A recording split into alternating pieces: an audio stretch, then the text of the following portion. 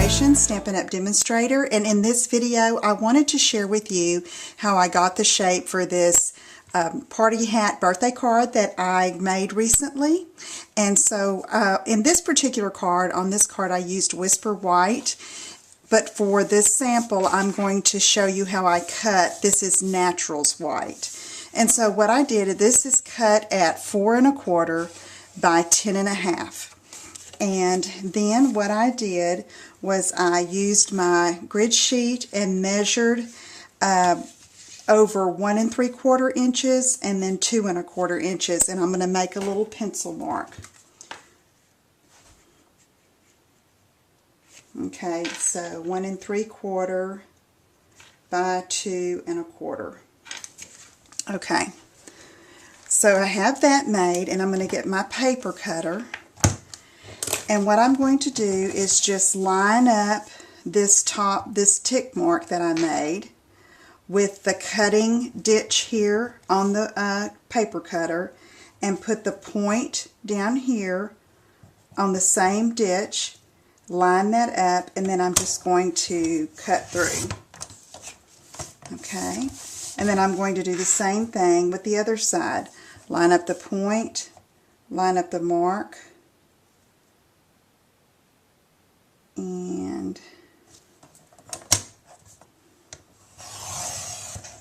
give it a cut. So that gives you a little bit of a fold at the top where it can be opened and closed.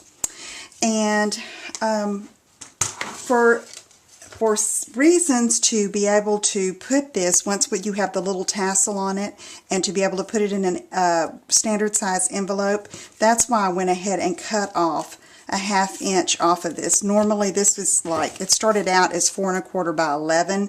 I just cut that 1/2 inch to trim it some. Next, for the little tassels at the top, I took a sheet of designer paper, and this is the Sweet Shop, and I took my paper snips and just cut about every 1/4 inch and just made a little fringe.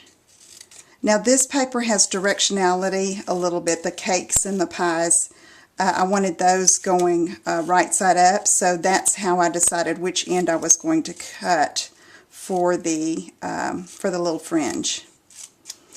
Okay, and then what I did is I just started rolling it up, just like this, and all the way to the end, and then I secured it with a glue dot at the end, right here. And then I just opened up all the little fringe like this. And if you don't want this much fringe, you could cut your little strip. This is 1 by 5. You could do 1 by 4 1/2 or 1 by 4. And you could make the fringe a little thinner. Okay. And then I attached it to the top of the card using a brad. And I just punched with a paper piercing tool, punched it through, and gave it a little bending. And now what I can do when I put it in a card, I can just fold it down like that and slip it in. And when the recipient receives it, then they can fluff up the little fringe. So I hope you'll try that little tip. I saw this card in one of my paper crafting magazines, and I thought it was so cute. So I played around with it until I got it just the size I wanted. If you have any questions, email me at lisa@inkandinspirations.com. Thanks for joining me, and I'll see you again soon. Bye-bye.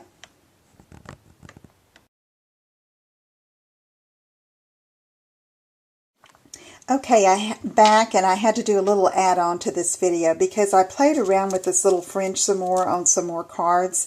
I made a few more of these, and I had the best results, and I think you're going to be happier and more pleased. It's just cuter if you will cut this for the fringe at 1 1/4 by 4, no more than 4 1/4, and then cut your fringe closer together like 1/8 of an inch apart. Don't measure it, just cut it, thin. Do you see how these are? Okay, so anyway, I wanted to add that on because you're going to have much better results if you do it that way rather than those first measurements I gave you. Okay, so try it and let me know how it does. See you later. Bye-bye.